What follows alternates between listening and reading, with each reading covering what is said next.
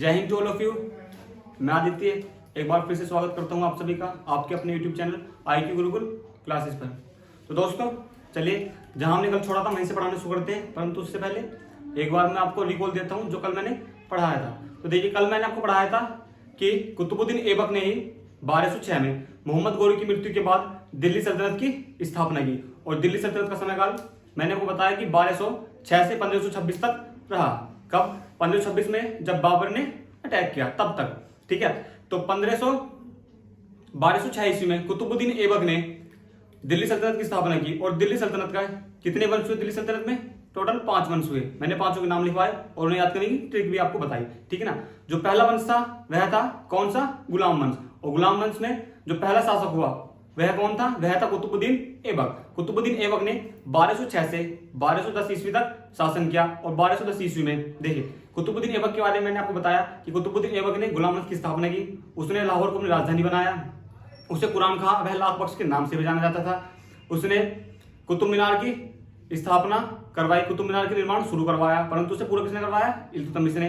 उसने 2.5 दिन का झोपड़ा वह दिल्ली में कुव्वतुल इस्लाम मस्जिद का निर्माण करवाया।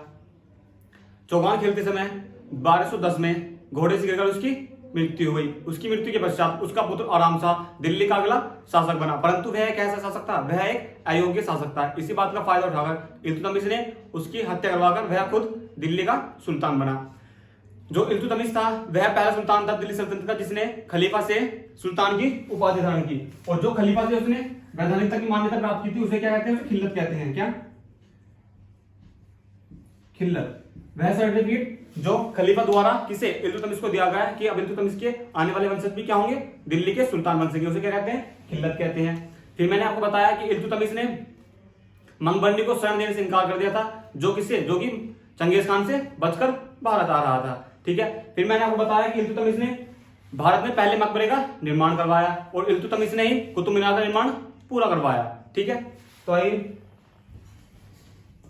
अब बताता हूं। देखिए, इल्तुतमिश का समय काल 1236 ईस्वी में इल्तुतमिश की मृत्यु हुई। तो इल्तुतमिश की ऐसी इच्छा थी कि उसकी मृत्यु के पश्चात उसका ज्येष्ठ पुत्र की मृत्यु तो पहले ही हो चुकी थी, जिसकी याद में उसने मकबरा बनवाया।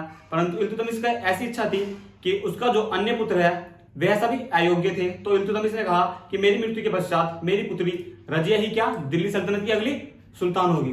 परंतु जब 1236 ईस्वी में, कब? 1236 ईस्वी में इल्तुतमिश की मृत्यु हुई तो इल्तुतमिश का पुत्र रुकनुद्दीन फिरोज क्या बना? दिल्ली सल्तनत का अगला शासक बना। कौन?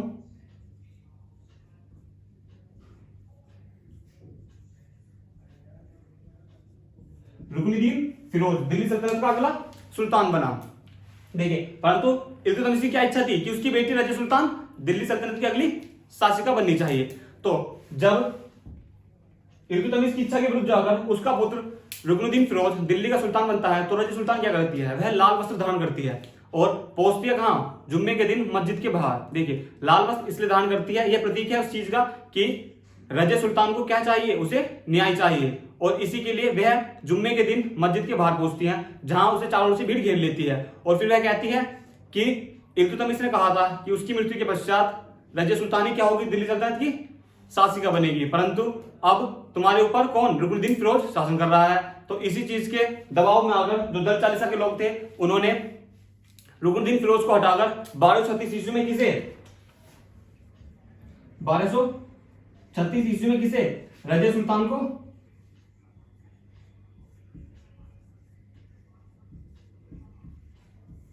दिल्ली सल्तनत का अगला शासक नियुक्त किया। रजिया सुल्तान ने 1236 से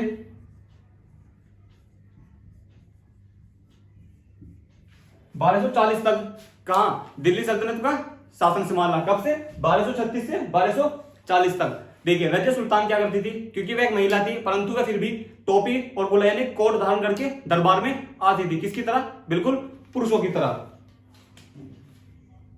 देखिए, रजिया सुल्तान ने एयतगीन को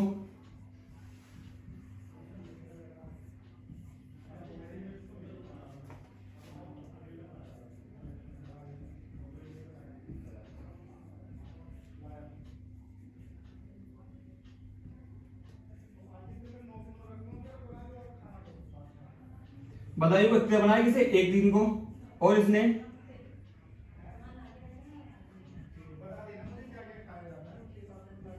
अल्तुनिया को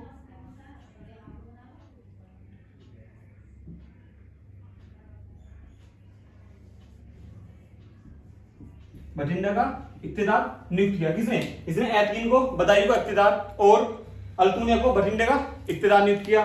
और साथ ही किसे?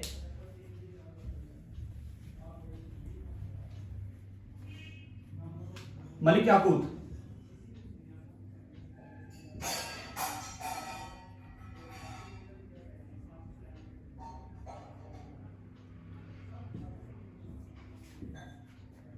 को आमिर आखुर बनाया।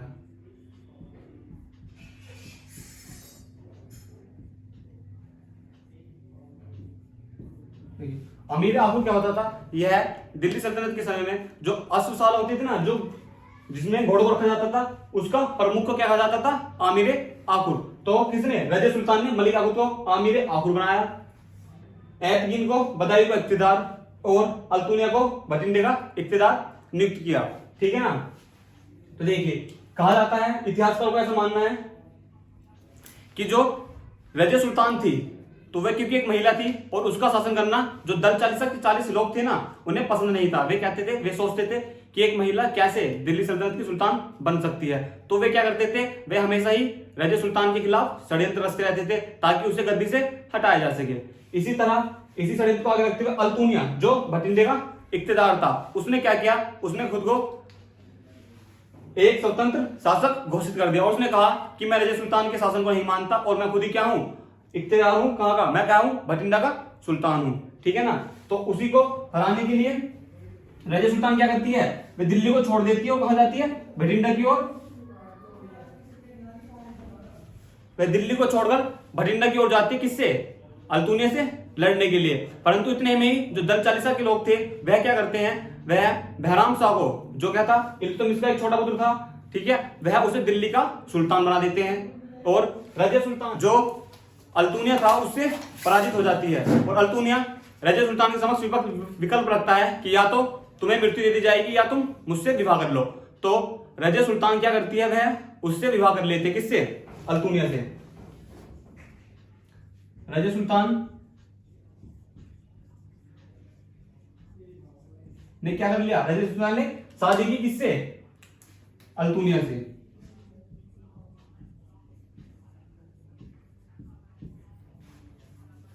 रजे सुल्तान ने अल्तुनिया से शादी की।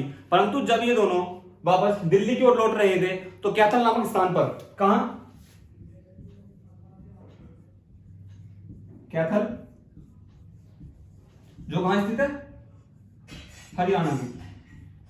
वहां पर कुछ डाकुओं ने इनकी क्या कर दी? अल्तुनिया की और रजे सुल्तान दोनों की हत्या कर दी। कब? 1240 में। तो रजे सुल्तान और अल्तुनिया की मृत्यु कब हुई? 1240 में। और रजे सुल्तान का जो टॉम था, जो मकबरा था, वह कहां बनाया गया? कैथल में ही। ठीक है? तो रजे सुल्तान ने दिल्ली सल्तनत पर 1236 से 1240 ईस्वी तक शासन किया। देखिए, यह एक कुशल शासक थी, परंतु इसका स्त्री होना ही क्या? इसके लिए एक अभिश्राप साबित हुआ। इतिहासकार कहते हैं कि रजे सुल्तान का स्त्री होना ही उसके लिए सबसे बड़ा उसका श्राप साबित हुआ। यदि एक स्त्री ना होती तो लंबे समय तक दिल्ली सल्तनत पर शासन करती। ठीक है? अब मैं आपको बताता हूं रजे सुल्तान के बाद आए शासकों के बारे में।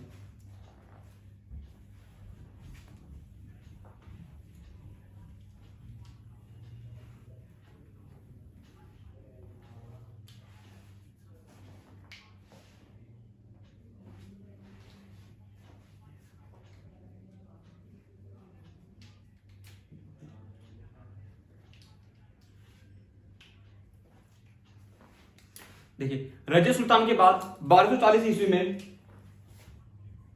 1240 में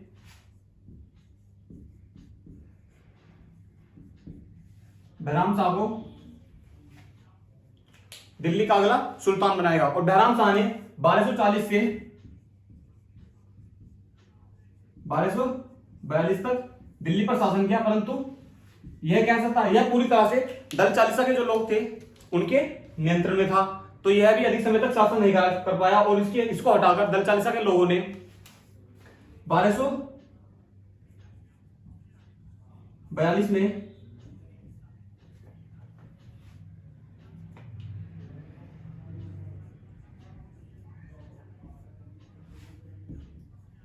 मसूद शाह को दिल्ली का अगला सुल्तान बनाया और मसूद शाह ने 1240 से कब तक 1242 से 1240 तक दिल्ली पर शासन किया। देखिए ये दोनों शासक हैं, इनके शासनकाल में ऐसी कोई महत्वपूर्ण घटना नहीं हुई जिसके बारे में आपको बताऊं। तो मैं आगे चलता हूं, इनके बाद आए अगले शासक पर जो कि कौन थे, नसीरुद्दीन महमूद। उनके शासनकाल में कुछ महत्वपूर्ण घटनाएं हुई हैं जिनके बारे में आपको भी मैं आगे बताता हूं। चलिए आइए अब मैं बताता हूं आपको अगले शासक नसीरुद्दीन महमूद के बारे में।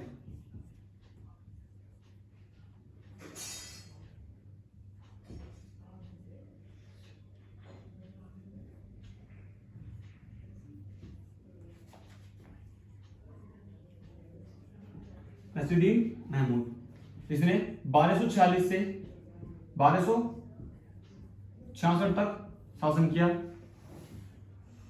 नसीरुद्दीन महमूद एक ऐसा शासक था जो कुरान की प्रतिलिपियां बनाकर और टोपियां सिलकर अपना गुजारा करता था। यानी दिल्ली का सुल्तान तो था परंतु यह अपने जीविका कमाने के लिए यानी पैसे कमाने के लिए क्या करता था, यह कुरान की प्रतिलिपियां यानी उसकी फोटोकॉपी तैयार करता था, उसे अपने हाथ से लिखकर फोटोकॉपियां तैयार करता था और टोपियां सिलकर बेचता था। क्योंकि एक राजा था, सुल्तान था, इसलिए लोग बाग क्या करते थे, इसकी टोपियों को अधिक मात्रा में खरीदते थे कि चलिए टोपी खरीदते हैं किसकी, जो कि बनाई है खुद हमारे सुल्तान ने। ठीक है, तो ये क्या करता था, टोपियां सिलकर और कुरान की प्रतिलिपियां बनाकर अपना गुजारा करता था। इसने बलबन को अपना वजीर नियुक्त किया गया। किसे, बलबन को वजीर बनाया और बलबन को उलुग खां की उपाधि दी। देखिए दिल्ली सल्तनत में जो महत्वपूर्ण सुल्तान हुए हैं यानी गुलाम वंश के जो महत्वपूर्ण सुल्तान है, जैसे कि पहले उसकी स्थापना किसने की, कुतुबुद्दीन ऐबक ने। उसके बाद जो महत्वपूर्ण आया वह कौन था, इल्तुतमिश, जिसे दिल्ली सल्तनत का या गुलाम वंश का वास्तविक संस्थापक कहा जाता है। और उसके बाद जो महत्वपूर्ण है वह कौन है, वह है बलबन, जिसके बारे में हम आगे पढ़ेंगे। ठीक है ना।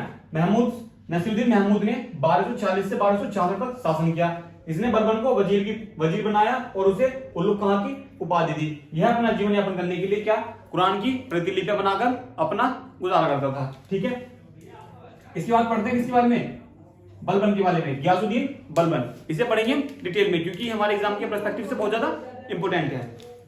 चलिए आइए पढ़ते हैं दिल्ली सल्तनत में गुलाम वंश में आए अगले शासक या अगले सुल्तान गियासुद्दीन बलबन के बारे में। इसका पूरा नाम क्या था, गियासुद्दीन बलबन। गियासुद्दीन बलबन ने 1266 से 1287 तक दिल्ली सल्तनत पर शासन किया। देखिए गियासुद्दीन बलबन जो था यह खुद दल चालीसा का एक सदस्य था और यह जानता था कि जब तक दल चालीसा रहेगा वह सुल्तान को स्वतंत्र रूप से शासन नहीं करने देगा, क्योंकि दल चालीसा का जो प्रभाव था वह सुल्तान के ऊपर बहुत अधिक बढ़ चुका था। यानी वे कोशिश करते थे दल चालीसा के लोग कि सुल्तान उनके अनुसार ही कार्य करे। तो इसी बात को ध्यान में रखते हुए कि दल चालीसा का प्रभाव गियासुद्दीन बलबन पर ना पड़े, बलबन ने क्या किया, उसने दल चालीसा को समाप्त कर दिया।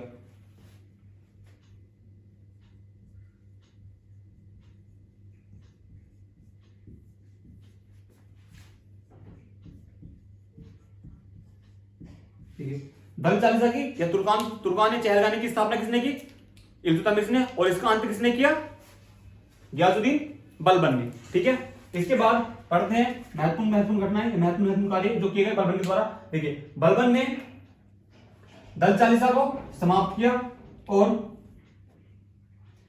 बलबन ने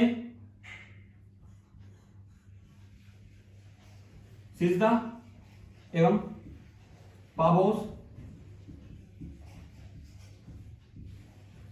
सिजदा और पाबोस प्रथा को अपने दरबार में शुरू किया। देखिए सिजदा माने क्या होता था? सिजदा माने होता है कि झुककर राजा को सलाम करना, ठीक है, या राजा का अभिवादन करना झुककर। और पाबोस का अर्थ होता था कि राजा के पैरों को चूमना। यानी क्वेश्चन पूछता है कि सिजदा और पाबोस को शुरू करने वाला दिल्ली सल्तनत का पहला सुल्तान कौन था? तो वह कौन था? गयासुद्दीन बलबन ने अपने दरबार में सिजदा एवं पाबोस प्रथा को शुरू किया।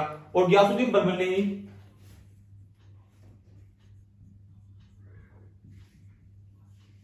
नौरोज के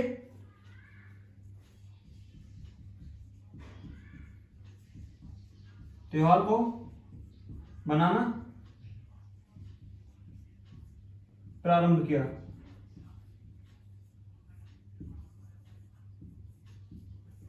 किसने? गयासुद्दीन बलबन ने। ये कहां से प्रथा, ये प्रथा इसने कहां से ली? यानी सिजदा और पाबोस और नौरोज के त्योहार की प्रथा इसने कहां से ली? इसने ईरान से ली। ईरान के जो शासक थे उससे प्रभावित होकर इसने सिजदा एवं पाबोस की प्रथा को अपनाया और नौरोज के त्योहार को मनाना प्रारंभ किया। ठीक है, फिर पढ़ते हैं इसके बारे में। बलबन द्वारा शुरू की गई गांधी नीति जो थी लौह एवं रक्त की नीति। दिल्ली सल्तनत का पहला सुल्तान जिसने लोहे में रक्त की नीति को शुरू किया वह कौन था? वह था गयासुद्दीन बलबन। गयासुद्दीन बलबन ने दलचल से अंत किया, सिजदा एवं पाबोस प्रथा की शुरुआत की और नौरोज के त्योहार को मनाना प्रारंभ किया और लोहे एवं रक्त की नीति की शुरुआत की। देखिए बलबन के शासनकाल में ही कब 1287 में मंगोलों ने भारत पर आक्रमण किया जिसमें बलबन की बेटे की मृत्यु हुई। किसने? मंगोलों ने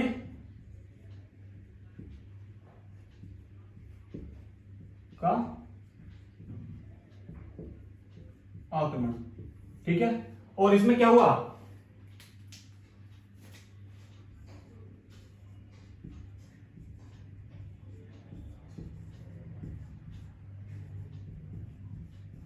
बेटी की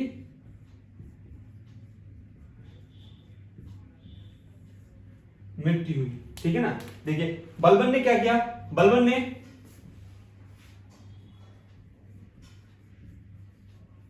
नियामत खुदाई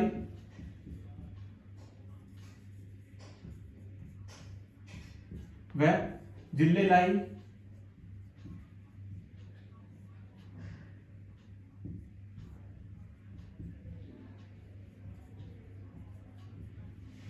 की उपाधि धारण की। यानी कि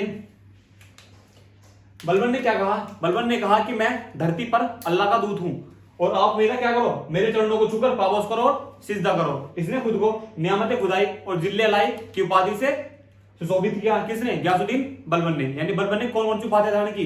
बलबन ने नियामत खुदाई और जिले इलाई की उपाधि धारण की। बलबन के शासनकाल में 1280 में मंगोलों का आक्रमण हुआ जिसमें बलबन की बेटी की मृत्यु हुई। इसी बात से बलबन क्या था? बहुत अधिक सदमे में चला गया और वो बहुत अधिक दुखी रहने लगा जिससे 1287 ईस्वी में बलबन की क्या मृत्यु हो गई। कब? 1287 में बलबन की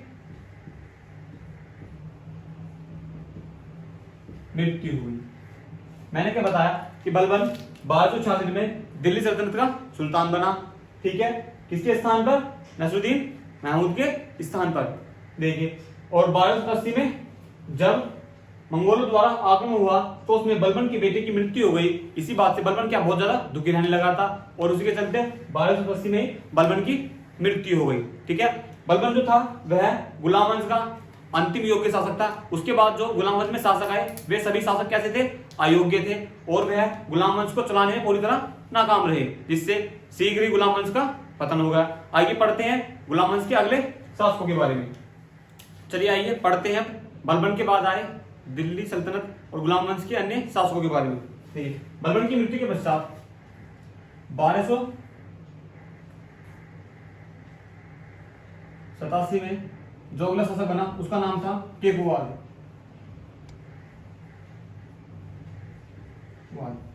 केकुवाद 1287 से 1290 ईस्वी तक दिल्ली सल्तनत का क्या रहा? सुल्तान रहा।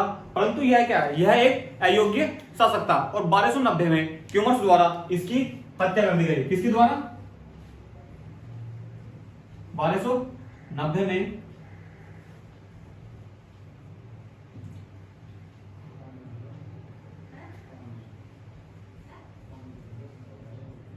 द्वारा हत्या कर दी गई और 1290 में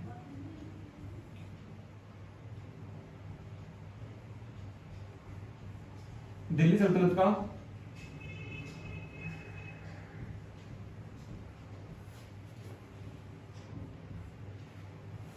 अगला सुल्तान बना। देखिए मैंने क्या बताया कि बलबन की मृत्यु के पश्चात जो अगले सुल्तान बने गुलाम वंश के, वे सभी कैसे थे? वे सभी अयोग्य थे। उसकी मृत्यु के पश्चात 1287 से 1290 के बीच केकुवाल और क्यूमर्स दो सुल्तान बने, परंतु ये दोनों ही कैसे थे? अयोग्य थे और ये गुलाम वंश को अधिक समय तक चलाने में पूरी तरह नाकाम रहे और शीघ्र ही इन दोनों की हत्या कर दी गई। किसके द्वारा? केकुवाल की हत्या क्यूमर्स ने की और उसने खुद को सुल्तान घोषित किया, परंतु क्यूमर्स की हत्या 1290 में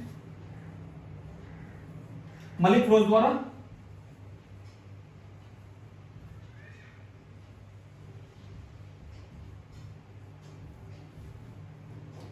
कर दी गई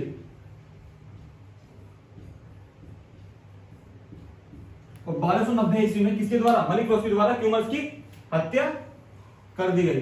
ठीक है, कब? 1290 ईस्वी में। देखिए क्यों मलिक फिरोज यानी जलालुद्दीन खिलजी ने किसकी हत्या की? क्यूमर्स की, और उसने एक नए वंश की शुरुआत की। कब? 1290 ईस्वी में। किसकी? कौन सा वंश? 1290 ईस्वी में इसने खिलजी वंश की शुरुआत की। ठीक है, तो ये सब था, ये संपूर्ण विश्लेषण दिया मैंने आपको, संपूर्ण जानकारी दी किसके? गुलाम वंश के बारे में। ठीक है, मैं उम्मीद करता हूं आपको क्लास पसंद आई होगी।